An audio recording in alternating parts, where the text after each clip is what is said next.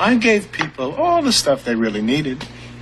Social security checks, utility bills, TV guide. I want a TV guidance counselor. TV guidance counselor. Staying up to watch all night, and everything's gonna be alright with my TV guidance counselor. Hey everybody, welcome to TV Guidance Counselor. I am Ken Reed. As always, your TV Guidance Counselor. This is the show where each and every week since Valentine's Day 2014, we've welcomed an interesting, fascinating, smart person, aside from me, to the show to discuss classic television, their work, anything else we feel like, usually using a back issue of TV Guide magazine from my personal collection as the inspiration for our conversation. However, sometimes we don't. Sometimes we don't use the TV Guide, and this is one of those weeks and we frankly didn't need it. My guest this week is drummer, producer, writer, actor, Kevin Weisman. I first saw Kevin on Alias, but he's been in everything, including Fringe, my favorite show of all time. Also has had a podcast with Kyle Gass of Tenacious D called Did We Do It for the last couple of years, which is fantastic. Highly recommend going back listening to all those. Done just so many things. You can go to kevinweisman.com and see what he's up to, what he's done. Just the guy is very impressive, and what a nice guy. Had a great time talking to him. We've been trying to make this happen for a while. Glad we finally had a chance to sit down and chat, and I'm mostly glad because you get to listen to it. So please sit back, relax, and enjoy this week's episode of TV Guidance Counselor with my guest, Kevin Weisman. TV is my friend, and it has been always there for me in time of need. Live via satellite from Los Angeles, Kevin Weisman. How are you, sir? Hello, hello. It is raining here in LA, which is a rarity. A rarity, yes. Are the prophets in the streets talking about the end times? That usually is what happened when it rains. I haven't been outside. We don't go outside when it rains. We stay hunkered down. I had a stand-up gig canceled because it was raining in LA once, and I was like, what? People were like, it's raining. They do realize that you do the stand-up inside. Yes, right? But they were like, how are people they still canceled going to get here? Although, in their defense, I did, like the next day, I came outside, and there was like husks of palm trees everywhere that looked probably dangerous when they fell. Yeah, that's the problem with the winds. They come down fast and furious. The palm trees, which a lot of people don't know, are not indigenous to Los Angeles, Ken. They were brought here to make Los Angeles seem a bit like of an oasis. I'm going to say in the 20s. That sounds about right. Does that sound about right? Yeah. And it sounds like something a Boston person would do because so many Boston people went there and kind of founded a lot of LA and for people and ruined it, which is why, Beverly Hills named after Beverly, Mass, about 10 miles from me right now. Who is a Bostonian? Yeah, it was all Bostonians. So like Bunker Hill downtown was all Boston people. D.W. Griffith was a Boston guy. It was like, it's filthy with Boston people. It's interesting. I played the LA is founded, the very famous names of the streets and kind of iconic locations in Los Angeles are generally unsavory people. Course. Like Melrose was accused of multiple crimes. Mulholland, of course, the water scandal that was depicted in the movie Chinatown. Great film. I actually played, I have a theater company here in LA, and we did a play about Griffith J. Griffith. He was the guy who ended up donating what is now Griffith Park to the city of Los Angeles, which is the second largest park in the country behind Central. There you go. And it was called Crazy Drunk. He was a philanthropist. He was a man about town, very wealthy, but he also had a very jealous streak, and he thought his wife was cheating on him, and he decided to play that game where you put the apple on the head. Oh yeah, William Tell. And then you try to yes. Or the William Gibson. Yes. It depends on... Not William Gibson. William... the writer who wrote Naked Lunch. Burroughs? Yeah, Burroughs did William that. Burroughs? William Burroughs did that, yeah. Yeah, exactly. But Griffith was the OG. He was the OG with the apple. And he accidentally shot his wife in the eye when he performed said William Burroughs.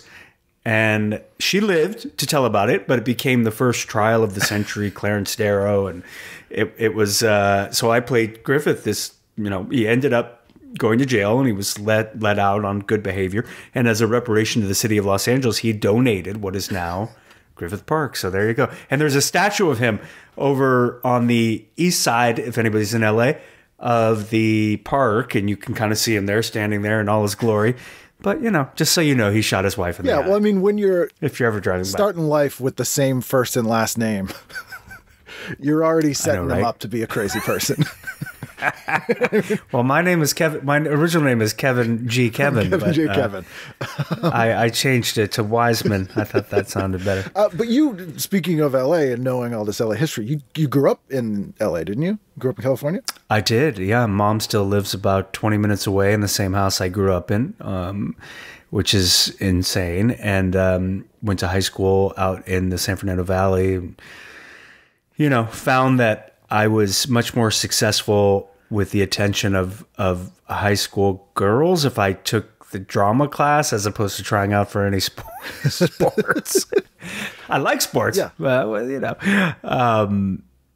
And then found a niche and ended up going to UCLA and studied theater there. And so I've pretty much been in LA all my life. I did go to New York after UCLA to study at Circle in the Square, which is a theater, Broadway theater, and they have a summer program when I graduated college. And then I started working in the theater and film and television, and things just sort of took off. And I had started this company when I was at UCLA that I was referencing, Buffalo Nights Theater Company, and that kind of helped get my career going, just doing theater for what they call them equity waiver. Yes.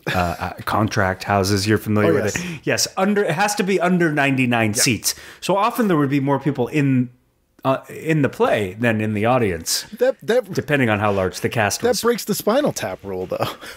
If you don't want more people on stage than in the audience, that's always. It was very rare. Only when we did Salome, because there's a lot of people in Oscar Wilde Salome. Usually we had more.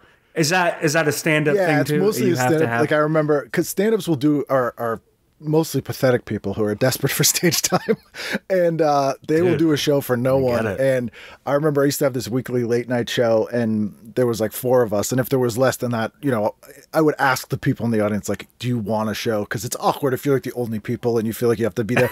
And they'd always be like, oh no, that's fine. And I'm like, yeah, I thought, here's your money.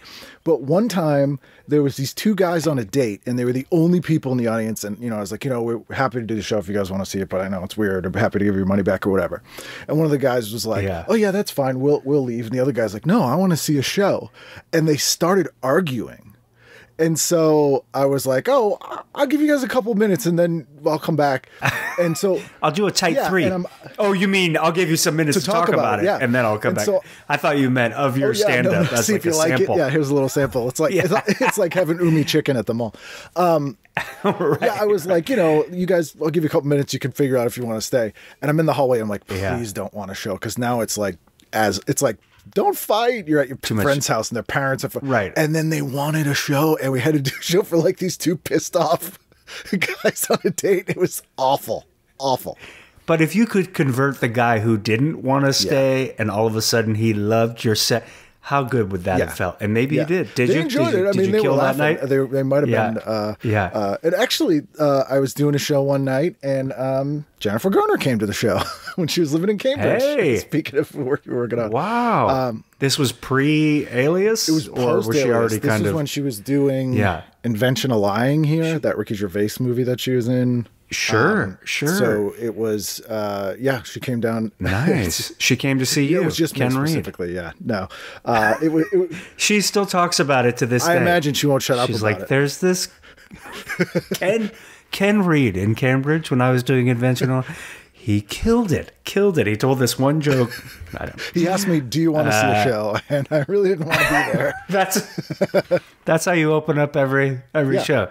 Do you want to be here? Who wants to be here? Do you want? A couple of Valentine's Day 2020, I spent the day with John Cleese, which was amazing.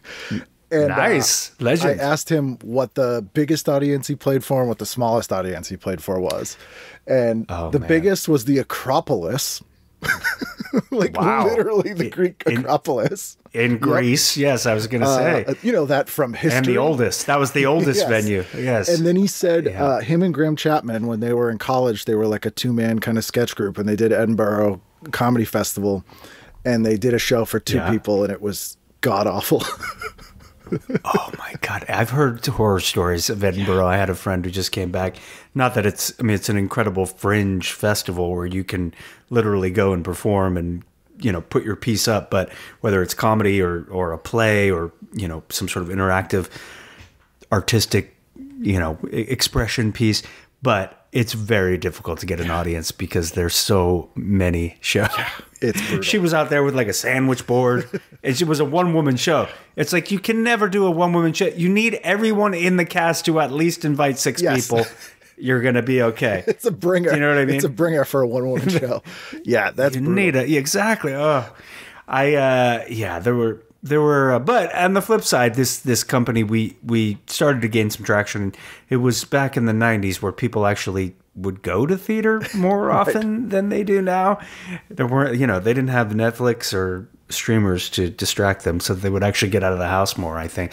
Do you find that with stand-up, that with the invention of kind of I can sit on my couch and watch stand-up, there's less people going out? It's sort of come around in a weird way. Like I see generational flips. That's good. And like I was a big like midnight movie guy growing up, and I'd go, the Brattle Theater here, and it was one of like the first minute movies. Rocky Horror? Did you throw the rice? I wasn't a big Rocky Horror guy. I was like an Eraserhead, Dawn of the Dead, like David Lynch, Dario Argento, midnight movie guy.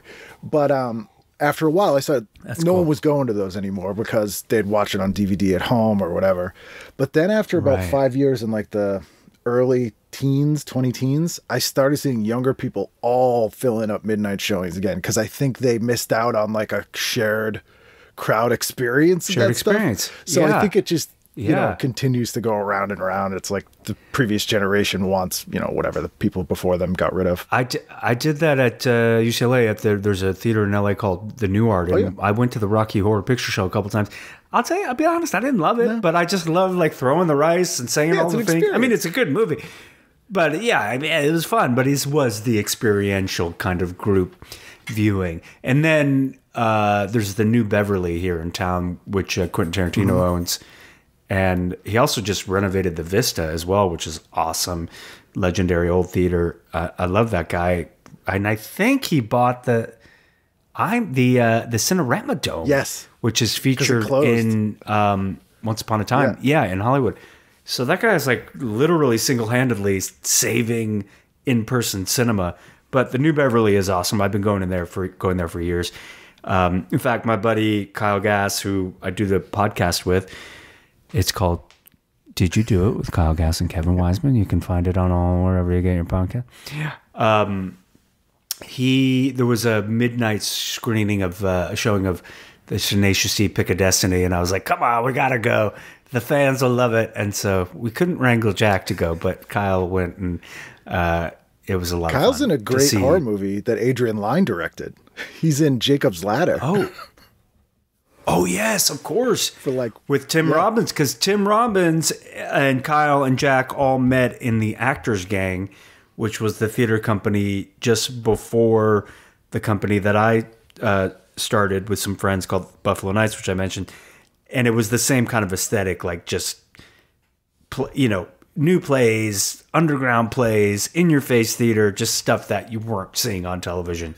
And that was, I think that's how Kyle... Wait, was Jack in Jack's not in Jacob's it. Ladder Louis Black is in it for a scene. Kyle's in it for a scene. And Jason Alexander, pre-Seinfeld's in it for a scene. It's like the weirdest crew of comedic actors in bit parts in this horrific, great horror movie. What a great movie. Yeah, Tim was so good in that. And also, Jack was in another Tim movie. Dead Man Walking. Yeah. Dead Man Walking. Also. That little one you might have heard of. With a gentleman named Sean Penn. Anyone? Spicoli. Mr. Madonna. I think that's most people know him as that. Not anymore. Is it? Is that how they know? But you, growing up Mr. Ukraine. I just saw his documentary. Keeper of the high hair. His hair just gets higher and higher the older he gets. It's like, I know. I feel like I'm starting to do that too, but I got my beanie on. Not a bad way to go. I mean, I'd go for that. Yeah. I'm just glad I still have it.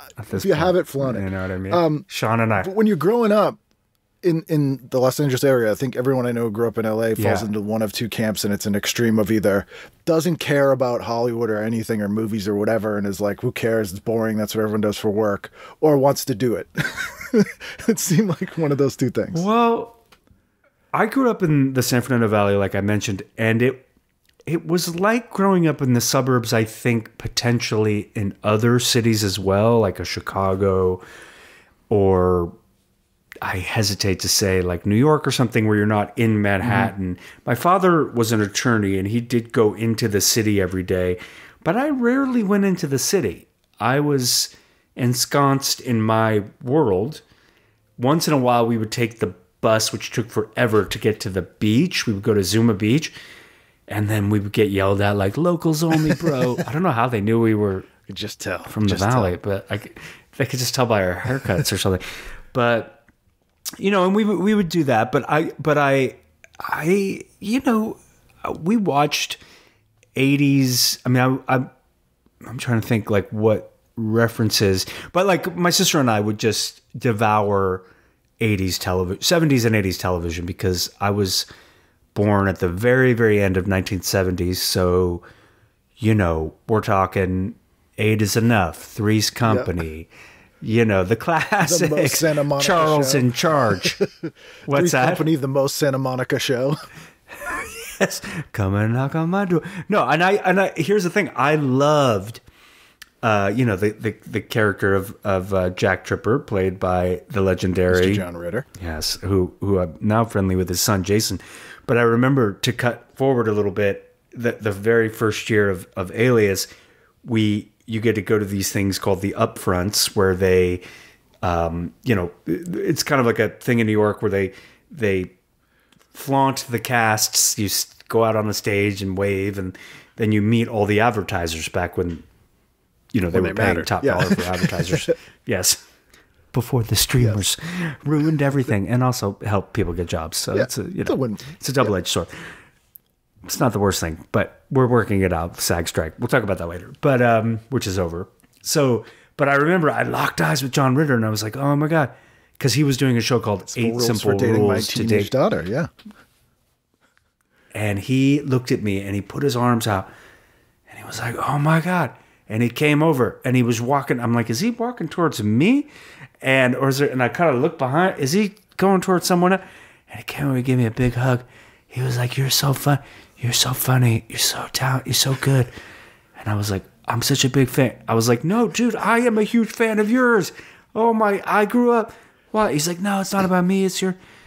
And I was just like, that's really made that's like peak my day and life. Yeah, I would just be like, I've never forgotten that moment. Who could? I've heard nothing. There's like maybe 4 guys in Hollywood that I've not only never heard a bad story about, but only like glowingly good stories.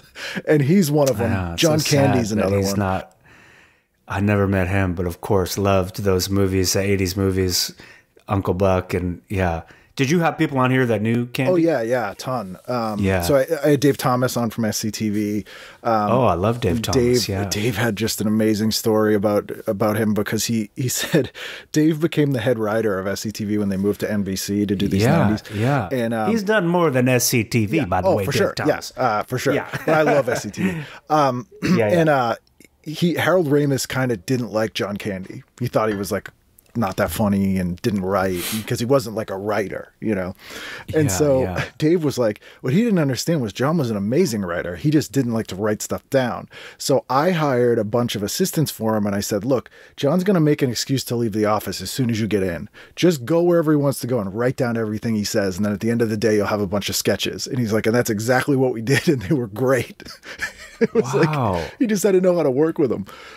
You know what? That's incredible, because people will ask me all the time, like, do you write, or did you take, you know, improv? And I'm like, no, you know, I'm theater trained. I don't like writing, but I will write for things that are occurring within the context of a scene from my character's perspective. It's probably similar to John Candy, where I can improvise with scripted dialogue. So not out of thin air, where I'm kind of creating an entire sketch. That's not the writing I like to do. Take something that a really good writer has written and then make it seem as authentic as possible through oftentimes, like, hopefully some comedic work, but the comedy is coming from a real desperation or something that's right. It's the very character. serious. Yeah. The character, right. So it is a form of writing, but to sit down in front of a computer and write is a skill that I've tried, and it's just not something I enjoy. It feels like work. It really does. It's like, even with stand-up, I never write stuff down, but it's like, I think one of the things that's... You don't write it down? No, never have. You just go out on stage and you're ready to rock? Yeah. Yeah. Dude, what? Well, but you must have like ideas in your head. Yeah. Like I usually know like what I'm going to end with or where I'm going with stuff. But like the last few years, I've developed a very much a fuck 'em attitude of like, if they'll like it or not, whatever, the show is gone, it's not being filmed, and if it's good, it's going to be really fun because it's whatever. And right, you're in the moment. It's honest. It's right. Emotionally relevant to whatever you're feeling in the moment. Exactly. That's one of the ways. But don't you have to have material? I mean, sort of. Yeah. I mean, as a but I'm not a stand-up, so yeah. I don't know the process. But so most people do. Like when I first started, I was shocked that there were people who I thought were kind of very off the cuff. They wrote everything out. Every every pause, they've like memorized it. And I couldn't believe that because I can't memorize anything. I'm like... See, that's a skill I possess. Give me some... Let's go. I'll memorize it. I got a whole technique and I can teach you. But I would not want to memorize something and go out on stage and try to make it work as in the stand-up form. I just have no It's good because you can interest. You can shift it if you need to, and you can there's ways you can go with it. But like I was in bands before that, which we'll talk about in a moment because you're a musical human. But I thought, doing stand-up will be like when I talk between songs and everybody laughs, and it's like no. Not at all, because it couldn't be less like that. And that's interesting. Yeah, so I kind of approach it that way. But I mean, I know like generally bits, and that's why most of my stuff is like stories and stuff, because you can remember that. You're like retelling someone something. Right. Right. I feel like I can tell a good story, and I've told the same story many times, whether it's podcast or just to friends. And every time I do it, I kind of refine it a little bit, where I just kind of get rid of what you don't need. And I think that's the process of rehearsal for me too, or even just like growing as an actor and like a human being as I kind of move through life and my career and my family and my personal life and everything is just like eliminating what's not necessary and like responding and not reacting. You know what I mean? Which is important. It's something I learned in therapy, which is, yes, just like really kind of genuinely listen and genuinely respond. Yeah. Whereas most people will just react according to something that they have specifically heard, like selective listening. Oh, you hate me because it's like, here's my bias of what I wanted to hear. Or they'll overthink it. Like I always think of the Terminator where he's got that like menu of possible responses, like it's just like, this one, like it's things going around. It's like one or the other. Right. Yeah, exactly. So I think that's really helpful for me. In working, because also I feel like when you watch an actor who's like, or a stand-up who is, whether he's memorized it or not, but it seems, and I know this kind of cliche or trite or on the nose, but like when it seems organic and he's really thinking it the first time, even if it's scripted, you can still train yourself to figure out how to make it seem like the first time, because it is the first time you are saying it like that in terms of responding. It's not, I won't lock in a way to do anything. Right. But what I will lock in is what it is that I'm doing. Why am I in this place? What am I going after? What's happening? What are the given circumstances? Everything you kind of learn in theater school. But the key, people are like, oh, acting or stand-up, it doesn't seem that hard. But yeah, it's easy to do when you're just sitting around with your friends. But the key is in that high-pressure situation, like when you're on stage or I'm in front of cameras and a bunch of grips eating sandwiches staring at me. Yeah, like it's millions of dollars. And you're like, well, not only do I need to get these lines right, I need to make it seem as organic as possible. So it's like the first, like I just watched this movie, Anatomy of a Fall. Have you checked that out yet? It was nominated for Best Picture and Justin Triet for Best Writer and Director and Sandra Hüller for Best Actress. I highly recommend it. It is an incredible performance because it's about this woman whose husband falls off a third floor balcony. That happens like in the first 2 minutes. To most people that happens to. I mean, we've all had that. Well, and then she's obviously one of the suspects, and the whole movie is, sorry if I'm spoiling anything, but the whole movie is basically like, did she kill her husband? Right. And it kind of goes from there, but it's incredibly told. I just mean as a performance. I know it was all scripted, but like there isn't a false note in this woman's performance. And I just am encouraging every actor I see. I'm like, you got to watch this movie. Well, that's the thing with acting and with stand-up. Like, if you see someone who's really, really good at it, it seems like it's easy because it seems like they're not doing anything. Or if you see someone who's really, really bad at it, you're like, I could do that. So it's like a very weird thing where it's really only like mediocre performances would make you think you couldn't do it.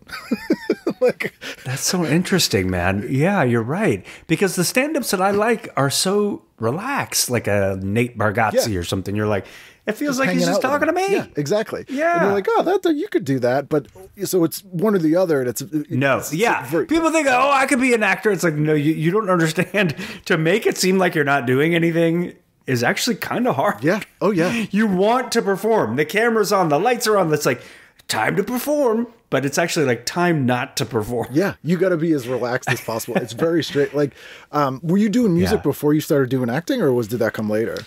I started playing drums when I was like 12, just because I tried guitar at camp, and my fingers aren't that long, so I could only play like chords. I couldn't really do bar chords, as a 13-year-old kid. And I was like, cowboy chords. And then what's You're that? Playing the cowboy chords and that's it. You can do like Slim Whitman songs. I still can. I still can do like, I can do like the 6 chords. Pretty well though, because that's all I've been doing for 30 years. And then I somehow started playing drums. How did I even get into it? I think I got some bongos, and my dad bought me a trap set, and I played in high school bands and college bands, and they kind of sat in my garage for a while until Kyle Gass, second time we're mentioning him, he was wanting to start a side project from Tenacious D because Jack's movie career was taking off and he had some time on his hands. I mean, Kyle's a great actor too, but he loves music. So we started this band called Trainwreck and toured, which was like a dream come true because I was doing was it X-Files and the Alias at the time. I can't remember when we started, like around 2000, 2001. And it was like, I wasn't doing it for any other reason except I fucking loved playing in clubs. Yeah. And we already had kind of a built-in audience because of the D. And then I had some people who knew, my work. So we had enough people. We could get 100 people in a club in Nashville, and we were like, well, hey, that's all we need. And if we had 200, forget about it. Drinks on me. Big night. But yeah, so it was that was a lot of fun. And then I just couldn't tour anymore. Just my life and career. I had babies and was married and was working, but so now I'll just make special appearances in Kyle's side projects. Yeah. He's got the Kyle Gass Band, KGB. And obviously the D, and those guys are amazing guys and have an amazing group of musicians around them. I love hanging out with musicians. It's just, I love it. I love to play. I love to talk music, almost more than I like talking act. Yeah, well, it's because it's not your job. It's your right. It's a hobby's not the right word, but it's like it's a passion that you're interested in that you do because you want to, not because you gotta. It is a hobby. Yeah. I mean, I love it. And I love to play. I love to see live music, and I kind of in college I got into like the whole Grateful Dead scene for a little while there, and still love that kind of open-ended style of playing. I mean, not all jam bands, but I like, those were kind of great American songbook songs and great improvisation on top of it. But I like the improv aspect. Because like when I'm thinking what I mean? Valley, I'm thinking punk rock and Huntington Beach, and like that's my Valley girl. I did like that. Well, I didn't. The Valley was high school, and in high school I was into like I weirdly went through like The Cure and Bauhaus and New Order phase. That was kind of my thing in high school. The Grateful Dead wasn't until college, but because they played in Los Angeles, and my friend was like, "Let's go to the show," and she split a tab of acid with me, and I was like, "Hey, sorry, Mom, if you're listening." Yes, and I just remember walking in, and it was like I had the greatest day of my life. But then I had to go to a theater rehearsal that night. I was a lead in the play at UCLA, and it was a tech rehearsal where they're setting all the lights and the sound. And I just remember going over to the costume designer named Angel, and she was from San Francisco. She was kind of like a hippie. I was like, "Angel, listen, I took a half a tab of acid before. I'd never done it before. I can't do this right now." She's like, "Don't worry, I got you." So she told the director, she's like, "Hey, Kevin's not feeling well. He's a bit of a stomach virus. So he's just going to sit here while we're setting everything up." I said, "Thank you, Angel. Thank you." I should reach out to her on Facebook and be like, "You saved my life that day." You're literally an angel. Literally an angel. But no, in high school. And then I was also really into, Bruce Springsteen. I went to see him in 84. I saw the Jackson 5 at Dodger Stadium. Oh, wow. Like my folks really were into taking us to see music. My dad took me to Billy Joel. He took me to Prince. I saw the Purple Rain tour. That was when I first smelled marijuana. Yeah. I was like, "Dad, what's that smell?" He's like, "I don't know." And that had Apollonia 6 and the Time opening. Like that was... Yes. Yeah. Yes. And like he was sitting in a bathtub when the lights came up all bathed in purple. Yeah. That blew my mind. Then I saw Huey Lewis and the News. I was all over the place. Yeah. But there was Did you watch that documentary, by the way, about the greatest night in pop, about the We Are the World, the night that they recorded? No, it just dropped on Netflix. I highly recommend. I love music documentaries so much, even if it's bands I don't really like that much. Like there was one on Guar that came out last year that's amazing. Oh yeah, never really cared for the band, but it's like this whole story of bittersweet, heartbreaking, amazing thing. The one on Dio is amazing. Speaking of Tenacious D, I love Dio. But the Dio one's so Anvil. Good. Have you checked out Anvil on Anvil? Yes, I try. Yeah. I also had the pleasure growing up in LA to see Chili Peppers and Jane's Addiction when I was in high school down at the Olympic Velodrome, which isn't there anymore. Downtown LA was like an all ages show. Those two bands played together. So I was like 17 and went to see the Chili Peppers, which was insane. And I don't know how my mom let me go to that. Because it was like nuts. But it doesn't sound nuts. Like now it does if people know that name. Right. But if you just said that name and be like, "That sounds nice." It's like right now because they're playing the Forum. Oh no! Then the name of the band on the face of it doesn't sound like scary. You know what I mean? No, not at all. Not at all. And then in college, I got into like obviously Pearl Jam, Nirvana, Green Day. I've always just loved music and my tastes have changed. And then into jazz. I got really into like John Coltrane and Miles Davis and Herbie Hancock and McCoy Tyner and like these great jazz artists. I think I always gravitated towards the guys who could kind of expand the whatever it was. Great songs, but also could maybe you like arrangements. Switch it up. You like arrangements with acting and with music. Like you like to hear like I think so. Different takes on a theme. Like it seems like that's interesting to you. Yeah. Not getting locked into like, oh, I'm just gonna go hear the album. Yeah. Even like I love U2, and go to see U2 shows and stuff. But I always kind of felt like, I could hear Octung Baby at home. Sure. I mean, what am I? Yeah, live you want to see something. It's like we were talking about earlier with like midnight shows and things. You want something that you had to be there for. Like if you try to explain it to people after, they're like, "I don't understand." You're like, "You had to be there." It's not the same experience. Like I'm a huge Elvis fan, and I actually prefer late period Elvis that people crap on. But I don't know if you've ever seen the documentary "That's the Way It Is" from '73. No. I should highly recommend it because Elvis gets a lot of crap for not being a songwriter, but you see his genius because there's all this rehearsal footage and he's arranging. Like, he's like, no, man, no, you come in here, do this, you do this, and then they'll do it again. And you're like, wow, that's totally different. And it's amazing to see someone do that and how it actually makes such a massive difference that you wouldn't think of. I like how you did their Elvis. That's pretty good. Yeah. No, man, no. Yeah. Oh, no, man, I've gotten some great Elvis Well, stories. that's the greatest night in pop that you will experience that, because they had one night to get this, solid song. We Are the World. Was that the only night Aykroyd could do it? Was that the problem? Dude, it was because it was on the night of the American Music Awards, so everybody was in Los Angeles, and Lionel Richie was hosting, and then he was the one who was putting it together. And you have Bob Dylan. You see the vulnerability of these artists too, which I found fascinating, and the insecurity, and also the bravado of having to kind of outdo the other performer. Yeah. And also, why is that guy being picked for a solo and not me? Because remember, they were all singing. Oh, yeah. For those of you who don't know, this was a song for Hunger in Africa in 1986, for you youngins out there, and raised quite a bit of money all over the world. It was like Voices That Care, but for Africa, Hungry. right. And or what was the one that they did in England? Do They Know It's Christmas? Band-Aid. Yes. Band-Aid, yes.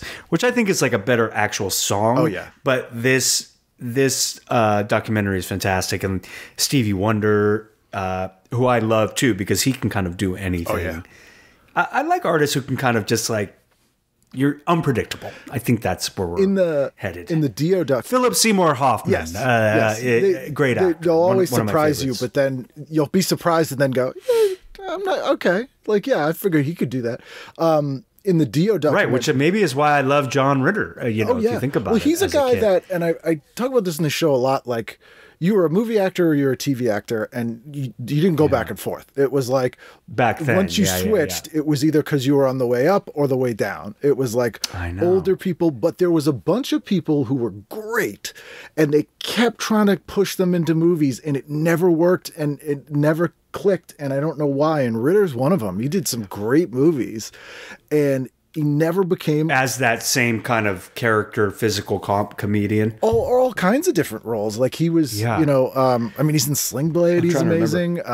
Sling Blade. Yeah, I was going to mention that. But he was a supporting character in that. He killed. But he was in stuff like Some Kind of Hero, or he had a lot of leading roles. There's a great movie called Real Men with him and Jim Belushi that is like this underrated comedy that's great. I'll check it out. But it never took off. I think it's honestly, I can relate to the fact that when you're in people's living rooms every night, like they expect you to be that person. Oh, sure.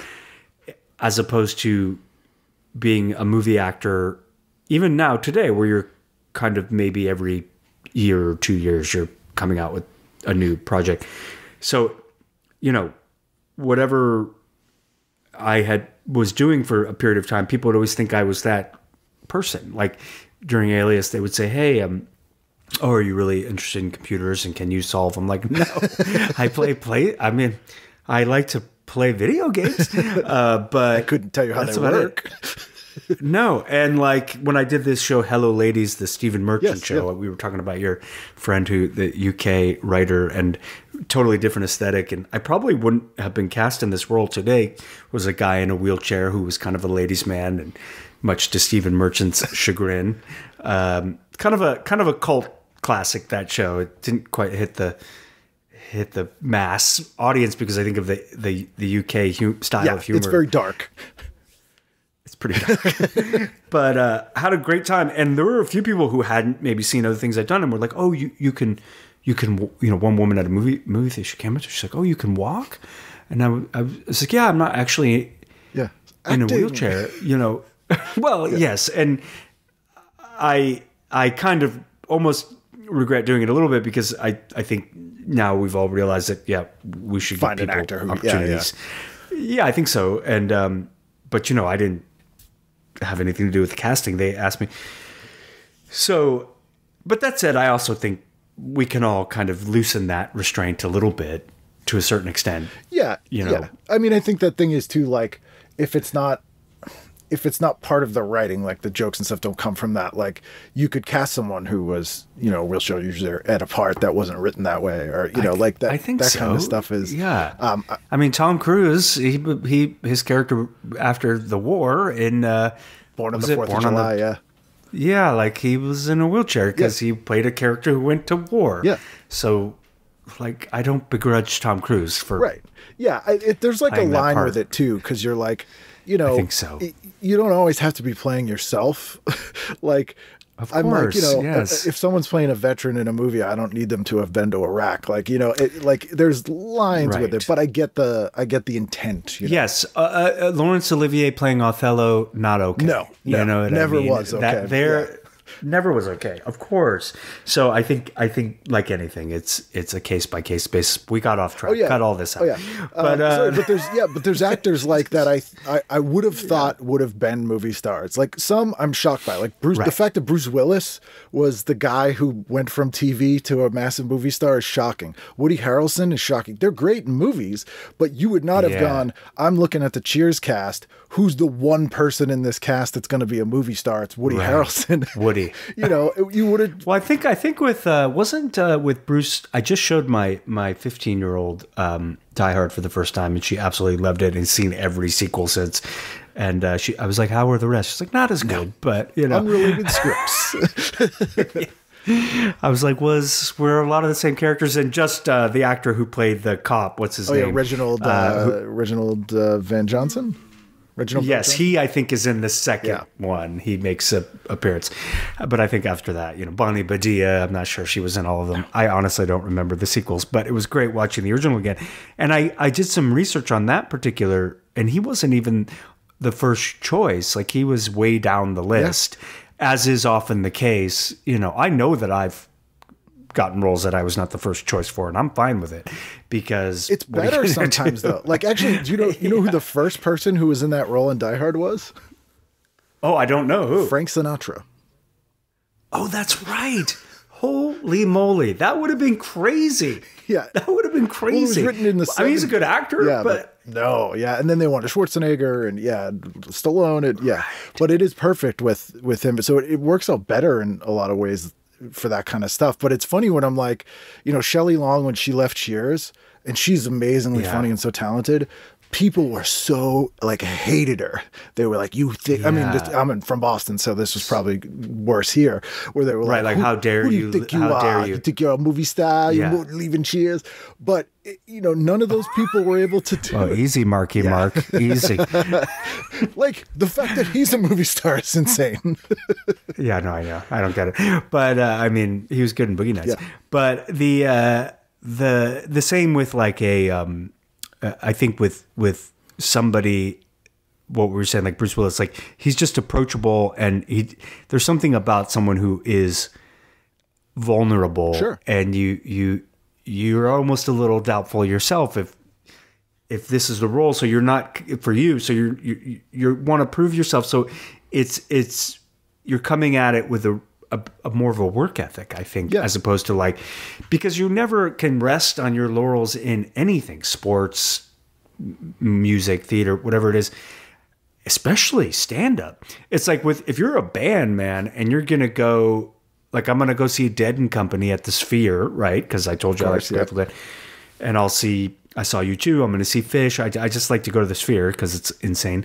And it's like they can play a lot of their same songs. Do a cover if you have to. Go out, right? You don't have to do. You have to do original material every time. Yeah. Stand-ups get the short end of the stick. Sort of, yes and no, because you it's freeing in a lot of ways. And I just like when people who are starting stand-up ask me about stuff, which, you know, sorry for them for doing that, but I always give them Stephen King's Dance. I give them Stephen King's Dance Macabre because I'm like, this is how you write comedy.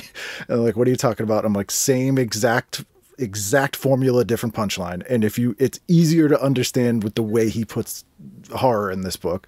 And then really? Oh yeah, because I'll have to read that. It's amazing. It's a nonfiction book he wrote. It was his notes. He taught a class on horror fiction at the University of Maine in the late 70s, and he wrote a nonfiction book about it. But it's really easy to read, meaning that it's like personal stories and anecdotes, but then analysis, and it's incredibly smart, but it does a really great thing where it feels very simple, but he's writing these really complicated concepts. So like the thing I always equate with stand-up is he talks about why character is important in horror and the difference between a shock scare and a true dread scare. So a shock scare is, you throw the cat at somebody and they jump, but then at the expense of the audience's trust. Like they don't trust you now. They're kind of mad that you scared them, and it's not a genuine scare. But if you create a character that people like and then they're worried for them and something happens, which is harder to do, but is, so that's like, a shock joke. You go out and you say something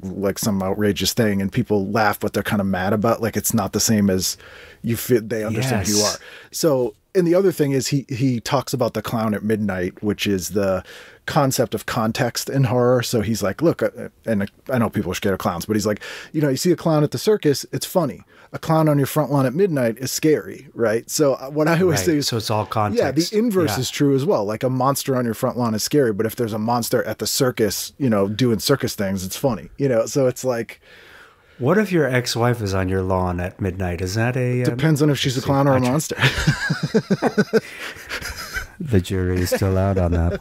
So those are the things. No, I'm just kidding. So it's if she's listening, you're neither. She's a big fan. But it's that and the fact that unlike things like being an actor or musician where you're recording it or, it's going to be on millions of TVs or on a big screen, when you're doing a live show like that and it's not a play someone else has written, it's kind of out in the air and gone. And unless you're incredibly bad or incredibly good, people aren't going to remember much of it other than that they enjoyed it. So that's really freeing where you're just like, it's true. Okay, do whatever I want, which is kind of great. Yeah, right. I like that, what you were saying also about what Stephen was saying in terms of almost gaining the audience's trust, or there's a likability. There's this great acting teacher out here in LA named Tom Irwin. He's from Steppenwolf. He's on that show on HBO with Jennifer Aniston. Help me out here. And Reese Witherspoon. Oh, the morning show? Morning show. He plays the head of the network, but he was the father in My So-Called Life. Oh, yeah. Tom, amazing actor. But theater guy. And it's kind of a simple concept that we've heard before, but his whole thing is like, you're always making the positive choice, no matter what. Actors tend to kind of want to lean into the negative choice about their character, where you're judging the actions of this character, and it either becomes anger or spite, and you'll immediately potentially lose the audience, even if you're Bryan Cranston in Breaking Bad and you're ostensibly a murderer, but he's doing it because he needs to make money to leave to his wife and his kid, and he has convinced himself this is the way I have to do this. And it's like, you do. You do. But he, as the actor, has convinced himself that he has to do this. So that's the job of the performer or the stand-up, to like reel them in with something that is positive or excessive. And then if you want to turn it, then it's the audience who has to make the moral choice, not the actor. It's like, I'm not making any moral choices about this character. I'm not spoon feeding you what I think you should react with, but like it's not my job to tell you who this person is or to judge this person. I'm here to give you all the information you need to do it, but I'm not going to make that next step. No, because any Charles Manson thought he was doing the right thing. The villain always thinks they're the hero. That's the key thing. Like they never think, I'm such a bad villain. Like that we wouldn't do. Of course. And it's like, that makes sense. But it's how do you actively do that is another, because you don't realize you're making a negative choice. And I think a lot of stand-ups do that too sometimes, where maybe it's not going their way and then they turn on the audience and they turn on themselves. And then you're kind of like, I don't actually like not even the material, just like what I'm uncomfortable experiencing right now. Yeah, because you're also telling the people who did like what you did that they're wrong. So now, like, the people who did like what you were doing feel bad, and the people who didn't feel worse. And it's like you're not. There's no. I feel like that happened to that poor comedian who hosted the Golden Globes. Oh yeah, like he almost didn't do himself any favor. What's his name? Joe Coy. Yeah. Who I like his stand-up. He's great stand-up, but he got in. He was a little over his skis in this one. It was just, it wasn't, the poor guy was just, he wasn't ready. Once for you what start he to was about spiral, it's hard to get out of that nosedive. Yeah. No, and I was like, oh no, what is happening to this guy right now? He's blaming the writers, and and then how are you going to come back from that? You can't. As a stand-up? Tell me what your thoughts were. Well, because you have to, curiosity, and we can cut this out. Yeah, I'm just curious. It's people want to feel like you're in charge because it's a weird, It's a weird thing to tell everyone, hey, you don't know me, but I'm going to stand up here and you're all going to shut up and listen to me talk about whatever I feel like for however long. That's weird. Right. So in order to make people feel comfortable doing that, they have to feel like you know what you're doing. Or else they're not going to go with it. And he never gained the positive, like he just didn't gain it for whatever reason. It didn't happen. So there was no way to even have a misstep. Yeah. He lost because you can have a misstep if you've already, Yes. That's what you're saying. Yeah. If you've already gained them. And it's funny because I remember with Alias, the first 2 seasons, I just played it as honest as possible, real subtle. And then a lot of people kept telling me how funny I was. And I started to believe my own press. And I'm like, fucking, I am funny. Wait till season 3, motherfuckers. And then I just started hitting it a little too hard in my estimation. And I remember thinking, wait, I don't think this is working that well as much anymore. The very beginning of season 3. And I went online. It was the beginning of like commenting rooms. There was something called Television Without Pity. Oh, I recall. Do you remember? Yep. And I started reading, and then a couple people were like, that character's getting annoying. And as opposed to being like, F you, Joan 5493, I was like, you're right. And I know why. Because I'm now not playing the reality of the scene. I'm trying to be funny. Yeah. And that was immediately the wrong approach. And I got rid of that approach, and I went back to what I was doing, and I felt like we got him back on track, which is tell the story. The comedy comes from me telling the story in any job you do. Look at Lucille Ball. Like, she's funny because she's committing to the story. Yeah. I mean, granted, it was a comedy. She would do some winks to the audience, but like the writers are writing a story. They're not interested in me doing some sort of funny dance unless it's describing something unless it's where the guy has to dance. Well, it's Leslie Nielsen's the best example. Leslie Nielsen, amazing in Naked Gun, Airplane, because he's playing it deadly straight.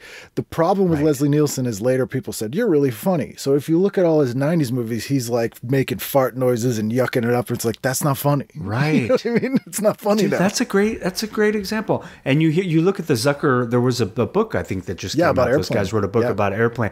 And they decided to cast only the top serious Robert actors Stack, of the like amazing. Robert Stack, yes. And they weren't. What was the guy who said, "This is I picked the wrong day to give up"? Oh, it's Bridges, Lloyd Bridges. Oh, Jeff and Bo Bridges' dad, right? And he wasn't a comedic actor, but like committing to that line in the context of a plane potentially crashing was funny. Yeah, he's playing it real and straight, which is like because it's the context. But Alias is an interesting example too, because I mean the show was always fantastical. It's about spies, but it got and Rimbaldi crazy. Like another. Like were you like getting the entire Bibles for the seasons, or were you just kind of getting your scenes and were you like, what is happening? No, I mean, we would get the script, so we definitely would read it week to week, would not get a Bible. I mean, I would get word of like, hey, there's going to be a storyline for you coming up. Don't worry, blah, blah, blah.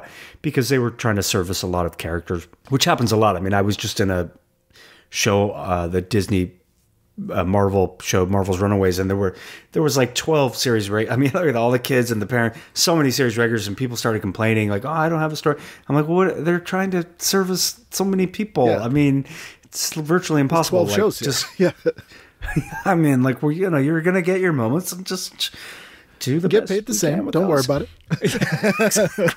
I'd rather have less. I want to go play golf. But in terms of that though, that was like a all-star lineup of people on Alias, which never, I mean, I'm very fortunate, been able to work pretty consistently, but I've never experienced like that caliber of actors on the whole. I mean, Billy Bob, there was a show Goliath I worked on that had like Billy Bob Thornton and Nina Arianda and William Hurt. And I mean, that's pretty, that's a pretty solid one. Yeah, that's not too bad. Yeah.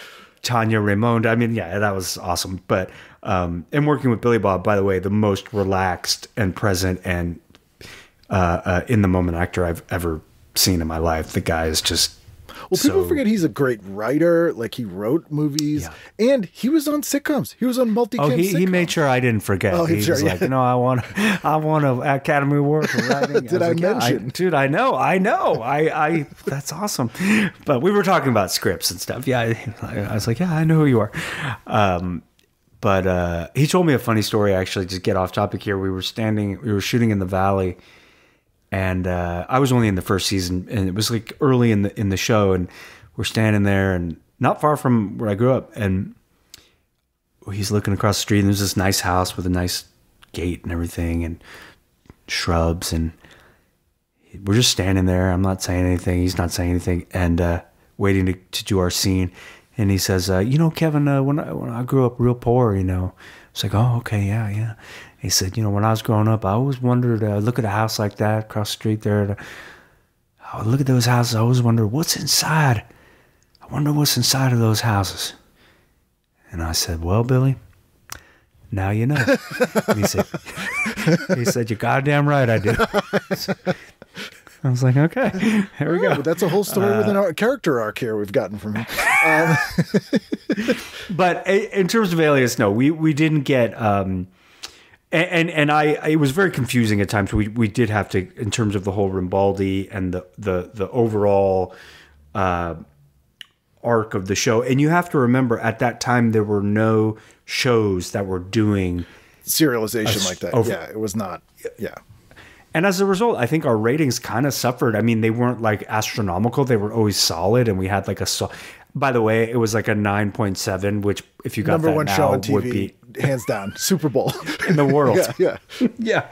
But at the time, things were getting like 20s and, you know, 18s. And we were pretty far down. We were like solidly in the middle. But I remember on the network, I remember ABC was like, hey, come third season. If you recall, that was where I got a poor start in the comedy. Yes. Season 3, according to me. I don't think according anyone to else. ABC, that's when they were like, listen, stop hamming what the it hell up is here. Kevin doing? Yeah. We're going to write that character off. But they wanted to do standalone episodes. So JJ and all these amazing writers, Alex Kurtzman and Bob Orsi, and I mean, the list goes on. We had Drew Goddard. Oh God, I'm forgetting on some amazing people, but it was like a stacked lineup of writers, and Jeff Pinkner. All these guys have gone on to do their own shows. So if you're listening, you guys, I'm available. But no. Well, some of them too. Like, side note, like, did you meet JJ on, because you did a couple of Felicities, right? Like 2 or 3. Yes. I did Felicity, and then I've told this story before on other podcasts. He was really nice. I remember auditioning for Felicity, and we kind of were joking around, and he was just like one of us, like joking and making fun of ourselves. And he was talking about, like, he was looking at my resume. He's like, "Oh, you were in Gone in 60 Seconds? I saw that. I don't remember." I was like, "Yeah, I was gone in about 30 seconds." So the thing is, because I had a decent part, but it was like all cut out. Yeah. So I ended up having like 2 lines in the movie. So I still get residuals, but he was just laughing. We were just laughing. I was like, yeah, it's been a rough start or something. And I ended up doing that. And then the audition for Alias came in, and it was I was like 29 at the time, and it was for a guy who was in his mid-40s, balding with a ponytail, heavy set with a Motley Crue t-shirt. And I called my agent. I was like, dude, I am none of these things. He's like, no, JJ likes you. Just go in there and, you know, if anything, just like go see him and say hi. I was like, all right. And so I went in with zero pressure, because I walked in and I was like, everyone in the waiting room was that guy. that I described. And I was like, oh, there's zero chance I'm getting this. So I just went in and I was like, JJ, what's up? And then I just started like joking about his shoes. I was like, what's up with those shoes? And just like fucking around, and did the audition. And he was like, oh my God, try it like this. And then, cause it wasn't really that fully written. He was the tech guy. It was all like tech dialogue. Yeah. So I was just like, okay, I would kind of joke around within the context of the text. And I ended up getting the job that day. I didn't even have to test, which is a thing that you go in front of the studio. And I think it's because it was such a small series regular. It was a series regular, but it was like a small part that the network wasn't really that worried about. The series were like, no, they were like, hey, you want that kind of weird dude? Okay, hire him.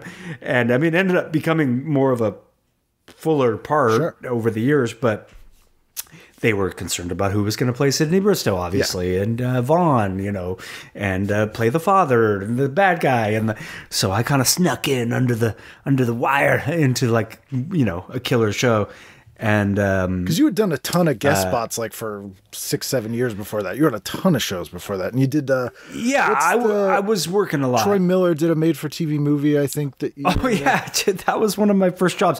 I got that job because Allison Jones, the cast director, saw me in a play, and she had me come in to read for. It was called Beverly Hills Family Robinson. Yes, a remake of this. Like, did you see that? Of course, yeah. Have you? Oh my God, dude. It was a remake of The Swiss Family Robinson with Sarah Michelle Gellar as the teen daughter, and she was awesome. We shot it in Australia, and I got like $2,500 a week for like 12 weeks or something. I was like, this is the greatest day of my life. I couldn't believe it. And that was really fun. And then, I did like, all the 90s shows, like The Pretender and Drew Carey and Just Shoot Me and God, I can't Frasier and it's like everything. You get a one. Oh man, Jag. Remember Jag? Yeah, I was just always the guy who came in, played like the weird guy or the the funny guy or whatever. And then yes, I did Felicity, and then I got Alias, and then that was obviously a big one, but it's just been kind of. Those guys have hired me again. Like Jeff Pinkner hired me to do Fringe. Yeah, I was going to ask because Fringe is one of my my favorite shows of all time. My wife and I are like, just one. I'm always a lot of one episoders. But it's a good one there. You get to die in a pool of mercury. Who gets to do that? So needless to say, my character didn't return after I died. I remember saying to Jeff, like, any chance I could come back? Well, you never know. Like, there's multiple realities. If I had a dime for every time someone said, we got to bring you back, like I did one episode of Better Call Saul, and I ran into Vince Gilligan at the opening of a play at the Geffen that Bryan Cranston was in, written by Paul Greylong, who I worked with us on the show Scorpion. All great guys. And I see Vince. He's like, hey, man. Oh, man, we got to figure out a way to get you back. And I was like, said to my friend, dude, I'm going to go back on Better Call Saul. He's like, that's awesome. And I never got a call. Is there still a chance? Is that show still on? They might do another prequel. But like, that's a thing I've noticed in LA, like being an East Coast person. Like the first time I went out to LA, and I joke about this in the show, everyone was so nice. My first thought was like, these people have no defenses. We could conquer them. Like they just see it. But, in hindsight, I realized, there is a lot of, they're not even empty promises, but I feel like when people say that kind of thing, they truly mean it. Yeah. He said we have to fit. Oh, I analyzed it. Yeah. I analyzed it for the rest of the night. I'm like, Vince said we have to figure out a way. That doesn't mean we figured out a way, but we will sit down, and it will be the only thing we think of for the rest of the season is how do we get Stevie back on the show. That, but then for some reason, I've noticed West Coast people 2 seconds later, something else will come up, and then that's just gone. Oh yeah, dude. No, it was out of his mind 20 minutes later. But I did the one X-Files episode I did was his. He wrote and directed that episode where Will Sasso and I play a couple of idiots living in a trailer who discover a genie. Well, I discover a genie, and then we get 3 wishes, and it's a kind of an iconic 7th season episode. It's a standout comedy one for sure. Like, yeah. I had a great time working with Will, but I remember like this guy Vince, man, he's so smart and nice and funny, and can't wait to see what he does next. And turned out he did quite fine. Yeah. But it's funny. Maybe everyone's like when I knows a show called Breaking Bad. Malcolm in the Middle. You heard of it? Yeah. Well, no. I'm saying not Brian. But Vince. Yeah. Did Vince work on Malcolm? I think in the Middle? he did. I feel like he might have. I think that's where he met Brian. No, I think Brian did that show because he did an episode of X-Files. He did an episode of the X-Files. It's that where he played like a guy who was like he had like the handlebar mustache. And people only knew him. He played like a degenerate, right. But people only knew him as the father, the dad from Malcolm in the Middle. I heard an interview where Vince, the network was like, "Wait, you want to cast the dad from Malcolm in the Middle?" And it's like, hello, they're actors. Yeah. Like, he could probably do other things. And turns out, obviously, he could. I love seeing the trajectory of people who wrote for shows then that go on to do other shows. Like Michael Mann was a writer for Starsky and Hutch. And like... I didn't know that. Yeah. Wow. He hired... I had Paul Michael Glaser on, who was Starsky. And he directed a bunch of Miami Vices. And one of the reasons is... I knew that. He was really nice to Michael Mann when they were doing Starsky and Hutch, because some people are just... they're like, I'm the star of the show. Why am I talking to the writer? But a lot of people are like, hey, we're all working this together. And it's funny because you never know who's going to be running Miami Vice, which was the biggest show in the world, I learned that at a young age. My mother was always like, be nice to everyone. I was nice to, and not for wanting anything in return, but everybody. Like the assistant on Alias, the writer's assistant was this guy, J.R. Orsi, who was Bob Orsi's little brother, and he wrote just all the tech dialogue for Marshall. Like he would that was his job, like research it on the computer and write it. But he wasn't an official writer. And, but I was always like, hey, you're the Marshall behind the Marshall. And then he later hired me on the blacklist. Yeah. So if you're listening, Orsi, thank you. And it was just like, because we were friends. We're all doing the same thing. You're all trying to make a good end result. And word travels fast. If you're like a jerk, people hear about it pretty Unless quickly. You're making someone a lot of money, and then you'll work until that stops. But I guess. Well, I've never been in that position. I've always had to be nice. I don't know how much money I've made people, but I'm always part of the team. I'm not the only reason. I don't think you had any scenes with him. Did you meet Cronenberg when he did Alias? No, I wish, man. I mean, I met him, but I didn't do any scenes with him. I met him in the makeup trailer, and I was just like, hey, big fan, He's such a... so many people on that show came through that I was a big fan. I mean, Roger Moore, Ethan Hawke, Faye Dunaway. I mean, we had incredible guest stars. Quinten Tarantino. And he and I kind of hung a little bit. I produced a little teaser for a film I was trying to raise money with that we ended up making, that Bryan Cranston had a part in, called Illusion, that my friend Michael Gorgon directed. And he just directed a movie called Amerikatsi that was on the short list for International Oscar, Armenian film. It didn't get nominated, but awesome film. I encourage people to check that out, and Illusion. But I was like, hey, Quinten, could I show you this trailer for this movie? He was like, yeah, come in, man. And he had great notes, and he was really cool. Yeah, it's... Really nice guy. It's... And the only reason he was on that show is because he reached out to JJ and was like, he's a fan. Hey, I love the show. I'd love to be on it. Yeah. Yeah. And so they wrote him a two-parter where he plays the bad guy and comes in and takes over. And relishes it. Like, it's really it's he went for it. If you like Quentin Tarantino on screen, that two-parter is I was thinking like, uncut. Wow, he is acting. Yeah. There's a lot of acting going on right now. That is big Quentin energy. But like we were talking about with the John Ritter thing, like was Alias the first show where you started working with people that you watched growing up? Or do you remember the first like being really intimidated by I mean, you kind of have to like, well, I mean, so Steven Spielberg was a fan of Alias as well, and he hired me to be in The Terminal, which I eventually was later cut out, unfortunately. But I played this lawyer who's like creepy lawyer who's trying to get Tom Hanks's character who's stuck in the airport out of the he's stuck in the terminal because he doesn't have his papers or something like that, his visa. And I was a little bit like, I've seen with Tom Hanks but I knew Shai McBride. I had done a pilot with him, so he was there at the table, and Diego Luna. And so I was like, all right, these guys are more my guys, but Tom was awesome. And we ended up like chatting because I knew his son. I had worked with his son, Colin. As soon as I say like, hey, I worked with Colin, then it's like, oh, you know, very, very nice. And you know, I kind of feel like the big stars I've met over the years are usually the nicest. You know what I mean? Like there's a reason why they're talented, but they're also usually really cool. And the people that were coming on to Alias, you have to understand, like they're guest stars. So even if you're like a star, you almost feel like, oh, I'm a guest. Right. I'm a substitute teacher. Like I'm not. Yeah, you guys are the real. Yeah, and I've done it a million times, and you always kind of just want to do your thing, and hey, how are you, man? Nice to meet you. And then if the regulars are like, hey, I'm a big fan, you're like, oh, that's really nice. Yeah. Thank you. Yeah, thanks so much I'm happy to be here.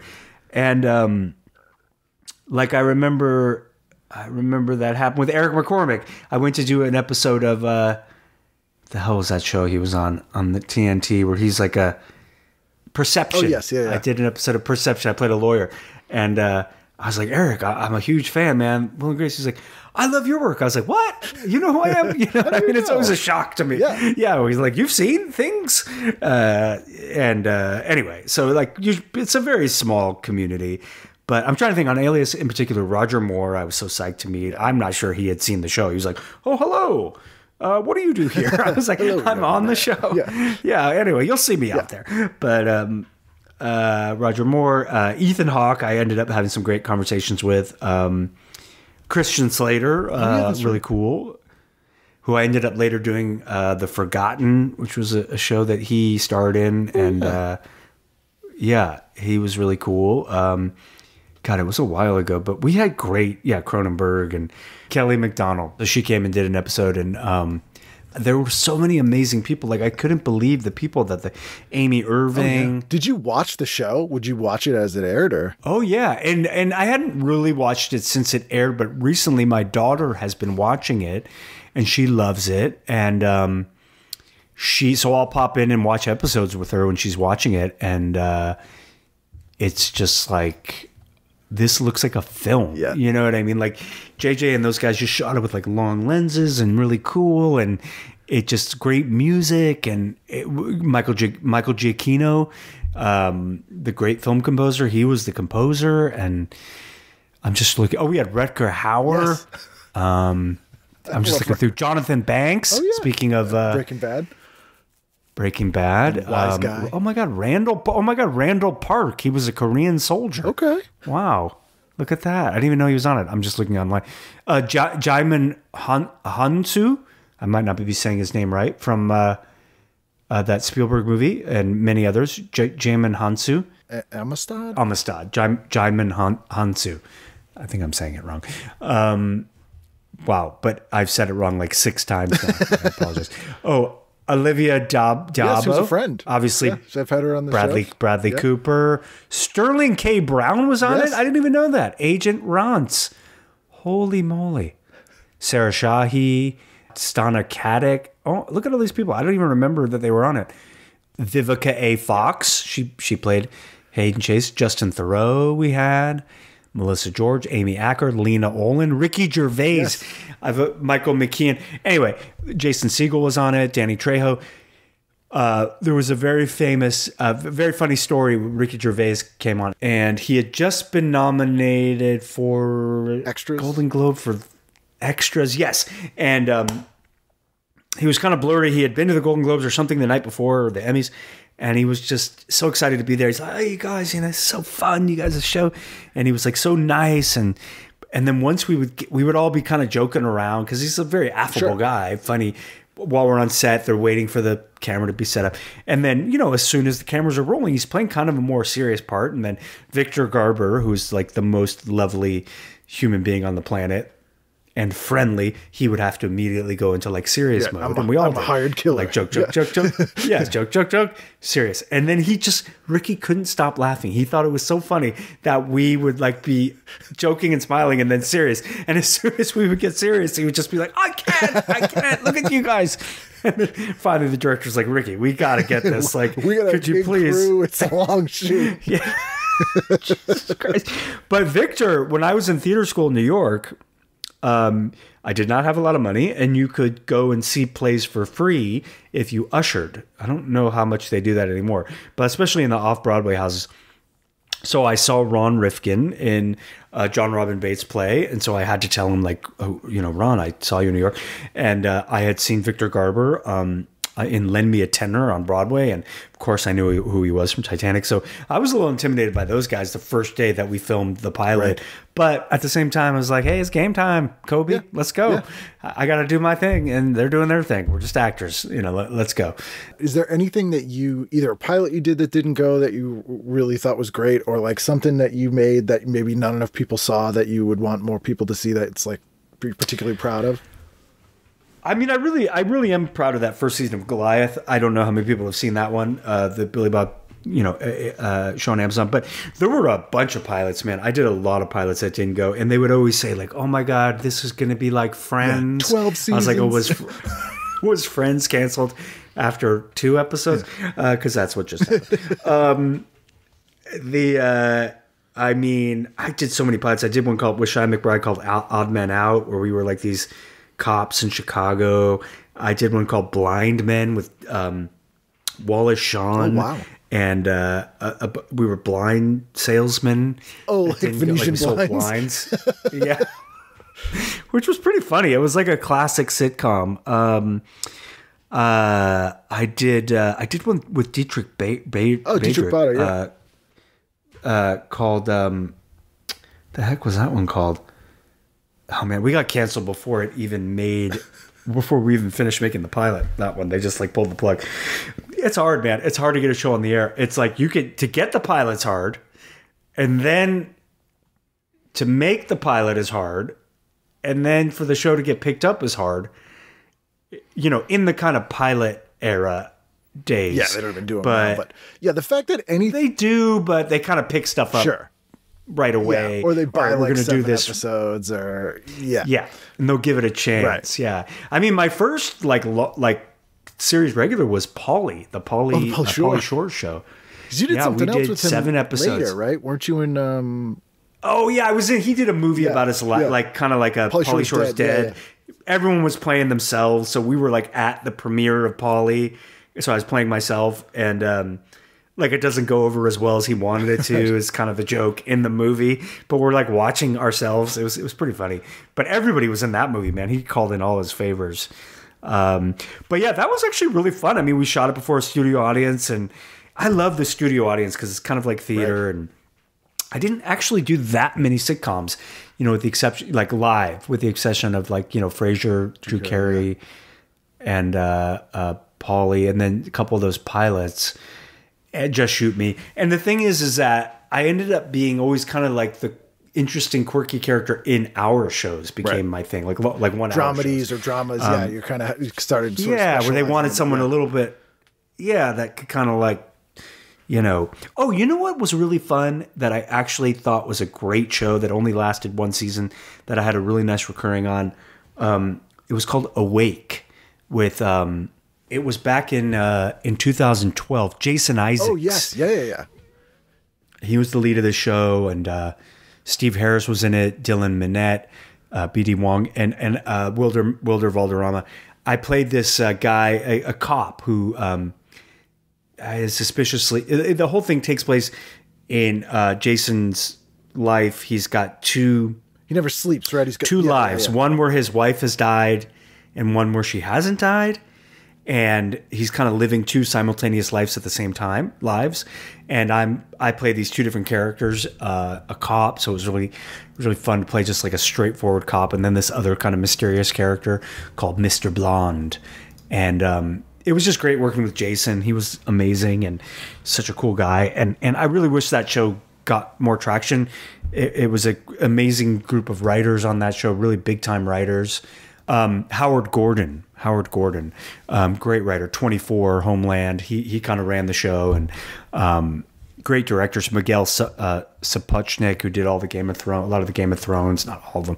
Adam Davidson. It was just a really, really high high level of talent show that just didn't quite catch on. It was on NBC at the time where like nobody was watching NBC. Yeah, and it was super high concept and probably a little bit too weird where if it had been a year earlier or a year later, you know, stuff catches. It's such a bizarre thing where it's like you're either ahead of the curve or a little behind, but this doesn't mean... And it was just like streaming wasn't really happening in 2012. It was, but it wasn't. I just remember like literally NBC was at the way bottom. Like nobody was watching NBC. It was like a weird period of time. So they couldn't really promote it on other shows.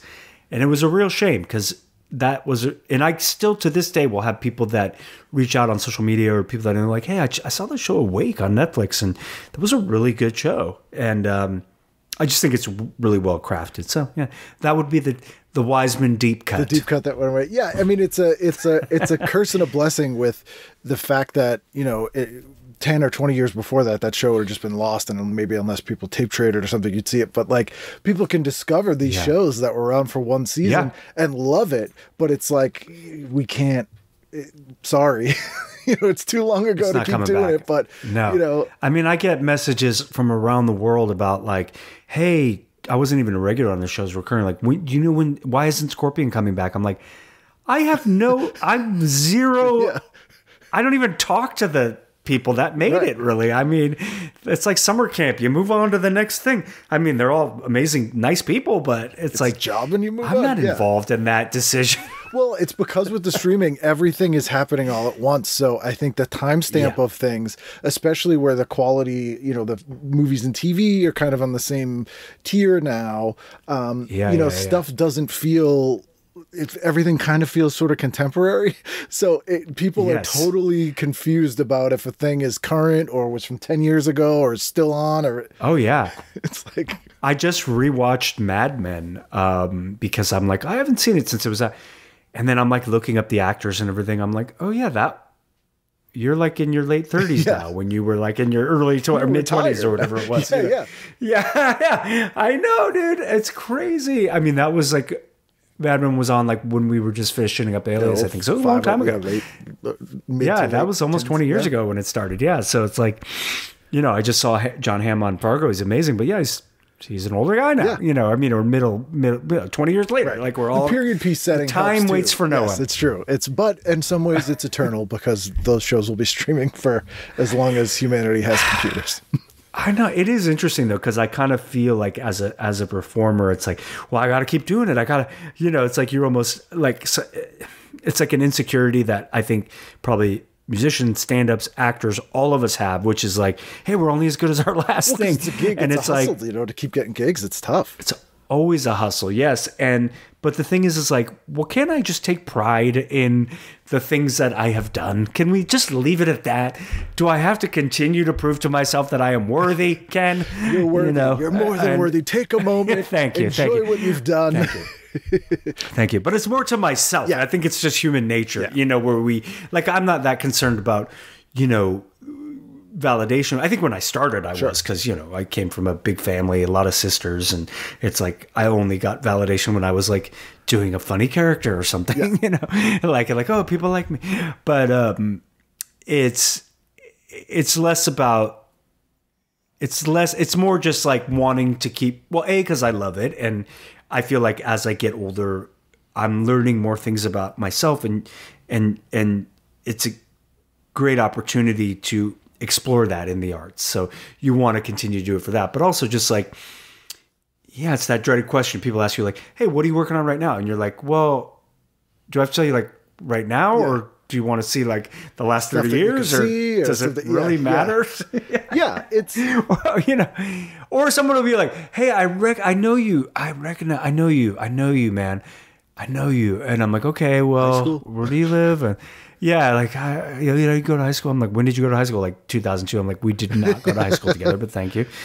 And then like, okay, well, I'm an actor. I've done a lot of TV. I don't watch TV, man. I'm like, well, then I don't know how to help you. Well, you need to give me that information. A lot of my friends who are actors, that one of my favorite games to play with them is when they can tell someone recognizes them, and I'll be like, guess what that guy knows you from. And they're yeah. all really good at it. Like they'll be like, oh, that guy, Friends. Yeah. Or like that guy. Like that. Oh yeah, yeah. Know exactly. Oh, who's that? Who's your friend that was on Friends? Molly Hagan was on Friends. Do you know Molly at all? She's on Walker, Texas. Oh Ranger yeah. now. Yeah, yeah. We were cool. She was shooting a movie here in Boston. We went out to dinner with her. Yeah, she's good. And the waitress was like, "I know you from something." She's like, "Oh, I've been in a lot of things." And then the girl came back. Yeah, she's that's like, what I always say. Yeah, it's like, yeah. Oh, I'll know. There's one that I know that if there's a certain kind of dude looking at me, I'm like, this guy knows me from Clerks II. He's a Kevin Smith fan. I promise you, it's going to be Clerks. 100 yards, but if it's like Clerks too. Yeah, and I can spot Alias fans, like the older, 40, and there's new fans of Alias. Not two people discovering it, but like definitely someone around 50, I know it's going Alias. Yep. If it's like a teenager, I'm like, okay, maybe Marvel's Runaways, But sometimes you're surprised. Sometimes I'm shocked. Yes, sometimes I'm shocked. But definitely the Clerks fans they're the most fervent. Yes. Like the Kevin Smith fans are like the fucking diehards, man. They will want to talk to me about it for like 20 minutes. I'm like, you realize I was in one scene in that movie, but okay. It's the minutia it's a memorable scene. I don't remember. I mean, people ask me questions about Alias and I'm like, yeah. I'm like, hold on. And then I'll have to look it up on Alias fandom. I'm like, at least you have that. At least you have that. Yeah. Yeah, there's a good website for plot details, and I did bring some TV guides. Oh yeah, we didn't even bring them. You've been in them several times. That I was in one of these. This Michael Jackson. Look at this, Michael Jackson on the cover. I was Matt Roush's. Man, I don't want to brag, but your show is called TV Guide or whatever. I was his. Here it is. Cheers and Jeers. I was in the Cheers and Jeers section. In the Cheers for great performances in the Cheers. That's pretty amazing because that was, especially at that time, the single largest print run of any magazine in the world. Dude, trust me, my it's up in my agent's office still to this day. The Cheers and Jeers. Yeah, I know, right? That was and my aunt put it on a mug and like gave it to the whole family. That's awesome. She's like, you were in the TV Guide, and. Then I think I'm mentioned in this one. There was the Alias. This was the Super Bowl. Jennifer's on the cover. She did a couple different covers, I think, as like different sort of iterations. Yes. Yeah. Collect them all. Yeah, you're right. Collect them all. I think my mother has them. But yeah, this was, and then we're all kind of mentioned in it somewhere. But God, even the smell of it, it's like classic print. The TV Guide smell, man. Yeah. I mean, does anyone still get the actual TV Guide? But now it's like in a big, big one, and it's not the little. It's mostly press releases, thinner. And also it's like who needs listings? Like who is this for? My mother. Yeah, she only watches things live and maybe on demand. She figured that out. But I gave her my Netflix account. I gave her the Hulu. She refuses. On principle. I don't know if it's principal or I'm not sure. She'll probably be listening to this because I always send her, "Hi, Mom," and then she'll ask me how she can get it. I'm like, you just click on the. Watch it? Yeah, principal is the best excuse for not understanding technology. She did watch Hello Ladies on the HBO streaming. Somehow I got her set up for the streaming. I'm not sure. It's funny if that's the one thing she already had set up. She's like, oh yeah, HBO streaming. I watch Dream On all day. Love that thing. Yeah, I don't know. Game of Thrones. Somehow totally I set her up. I'm always over there setting things up, but then she doesn't. Like I got her a TiVo, and I got her when that came out. But she's like, I just like to watch it in the kitchen live when things are online. I'm like, what are you watching? She's like, well, it's 6:00, the news. I'm like, okay. Traditionalist. She's a traditionalist. That's what it is. She's a traditionalist. I know. Well, that was the thing when my sister and I were kids. Like, we were obsessed with all the, the Love Boat, Fantasy Island. Fantasy Island. Yeah, that was the, like I said, John's show, Three's Company, and then Cosby Show. Like we watched them all, man. Yeah. Watched them all. We all did. Yeah, that was our shared experience, and they were good. They were great. Now there's shows. MASH, I guess. Did you watch MASH? It was too old for me. It felt really depressing. Yeah. Like there are shows that Me too. Like Barney Miller was a show that felt too old for me that I rediscovered later in life. How old are you? How old are you? I'm 43. Yeah. See, I got a few years on you, so yeah, MASH would have been really old for you. Yeah, and it just felt like sad in a way. And I like, I was also the Cure Bauhaus kid, but not in that kind of fun sad. And I've watched it as an adult, and it still kind of bums me out. And that final episode haunts me forever. But Barney Miller's a show that I rediscovered as an adult, and I think it's my favorite sitcom. Like that, I'm like, oh, this show's amazing. So, and then interesting. It's weird. Yeah, Hal Linden. Hal Linden, right? Yeah, Song and dance man, Hal Linden. I used to get invited to this like poker game. Norby Walters, who was like an old school agent, retired now, and he knew everybody. So I got invited, and because I was really into poker. Remember when poker was really happening? And it was used to be like everybody from like Brian Dennehy to, Cranston, Jason Alexander, just like the list goes on. And Hal Linden was there one night. And I tried to not be too like, everyone's joking around and you're like, I would drop in some comedy once in a while, but like, you kind of seniority, let them talk more. I was just like, yeah, I'm happy to be here. And at one point, like I had a big hand and I laid it down and it was against Hal Linden. I was like, there you go, Hal Holbrook. I called him Hal Holbrook, not Hal Linden. And like the table was silent and he looked at me, he was like, really? And I was like, oh, I'm so sorry. I'm so sorry. And then everyone started laughing. And then I remember Brian was looking at me, he was like, your eyes were like this big when he said that. I was like, dude, I'm so embarrassed. He's like, it's fine. That's the thing. I would have tried to play that off like it was on purpose. No, I know. I couldn't play it off. It was too like obvious that I said it like on purpose, and it was just it haunted me. Yeah. It haunts me to this day. So Hal, if you're listening, I'm sorry. I'm a big fan.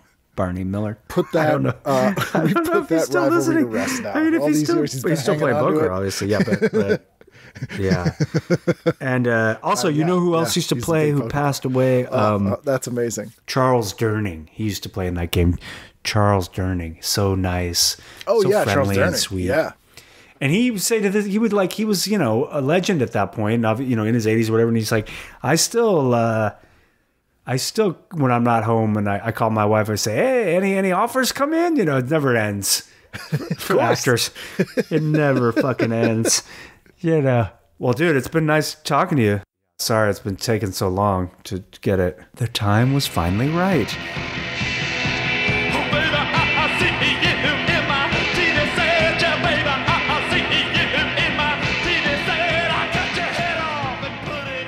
There you go. That's Kevin. What an awesome dude. Always be on the lookout for what he's up to. Anytime he shows up on screen, it's entertaining. I don't think I've ever seen anything he was in that I didn't enjoy. Listen to the Did We Do It podcast. I put links in the show description here. Go to his website. Follow him on the social media. You can't go wrong.